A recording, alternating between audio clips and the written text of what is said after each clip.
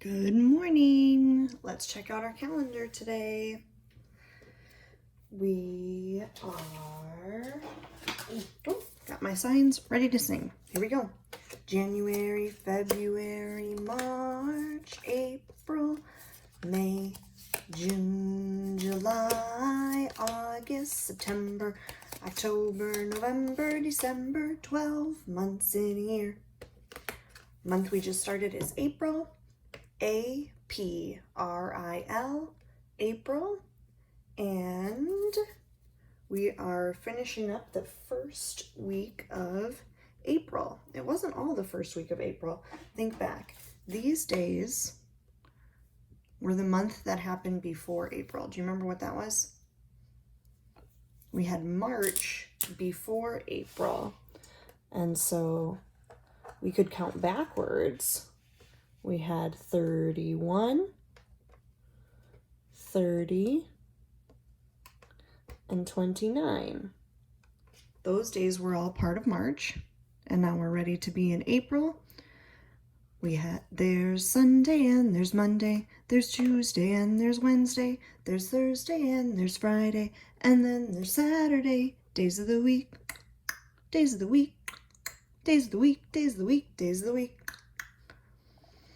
We've already talked about Sunday, Monday, Tuesday being part of March.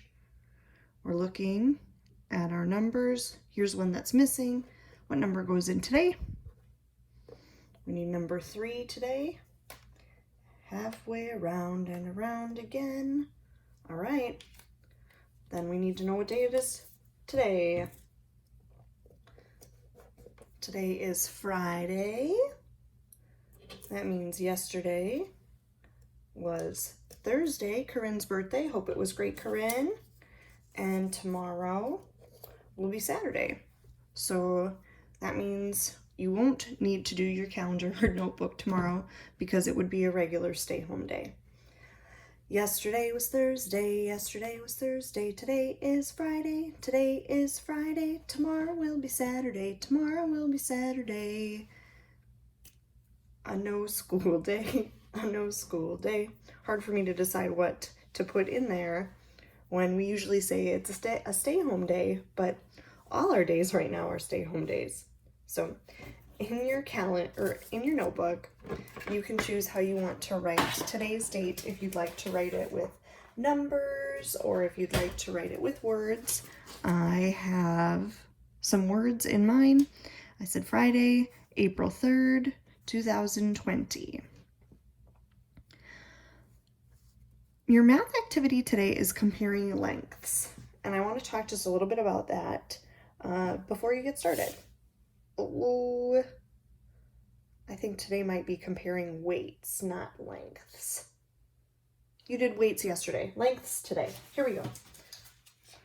I grabbed a few objects from right here in the office, or things that you might be able to find at home, or find your own things. So I'm going to compare these lengths. I've got my my pen and colored pencil, Post-it notes, and my scissors and an eraser. So when I'm looking at these things right now, I could say that it looks like the scissors is the tallest. When I'm comparing lengths, they all need to start at the same spot. And right now mine do not all start at the same spot. So I need to move them because right now it looks like the scissors is the tallest. Something that might be able to help is using your edge of your notebook or using something flat to compare your things that you are measuring or seeing how long they are. So right now, I don't know if the scissors are the longest. Which one do you think is the shortest of the things I'm using? I think the eraser. I'm going to move the eraser over here. I'm going to line my things up from shortest to tallest. What should come next? I'm going to put the Post-its next. And I think I'm on the right track with my pen next.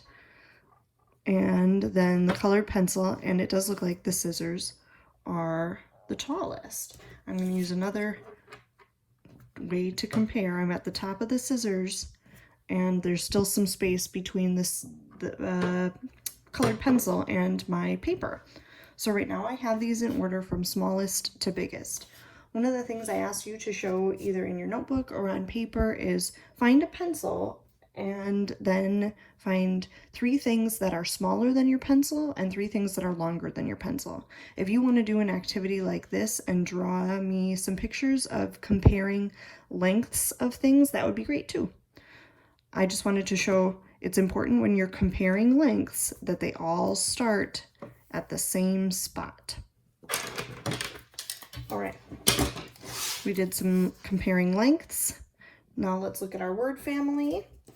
Today my word family is ink. And I'm going to ask you to pause the video, if you would please, to think of a few ink words before we keep going, because I'm going to use mine in a sentence today, and I want to give you some time to think of your own before you see the ones that I chose. So after you've paused and come up with 3 ink words, I have just been using 3. If you can think of more, awesome. If it's hard to come up with 3, that's okay. So just an exercise with words. Over here I've got some new sight words for us to take a look at.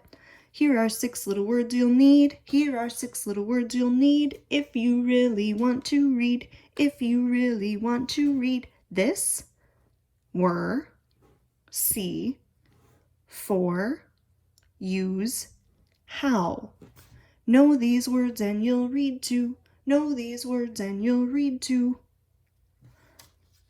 I am going to use my word family words and my sight words in some sentences today, and I just wanted to show you how I was using both of them in my writing. I chose 3 sentences, or wrote 3 sentences today. Take a look at my first one. I use pink paint for my pig picture. Use and for were sight words, and pink was my ink word. Take a look, here's another one. I think this is how it goes. Here's my ink word, think, and this and how from sight words. Remember, we looked at the word goes and how it does not just add an S, that one gets an ES because of the vowel. My last sentence looks like this. I see the dishes were in the sink. See and were are my sight words, and sink was the word I chose from ink. Very, very good. Hope you guys are working hard. I know I've seen some pictures and heard from some of you. Keep on keeping on, guys. I miss you.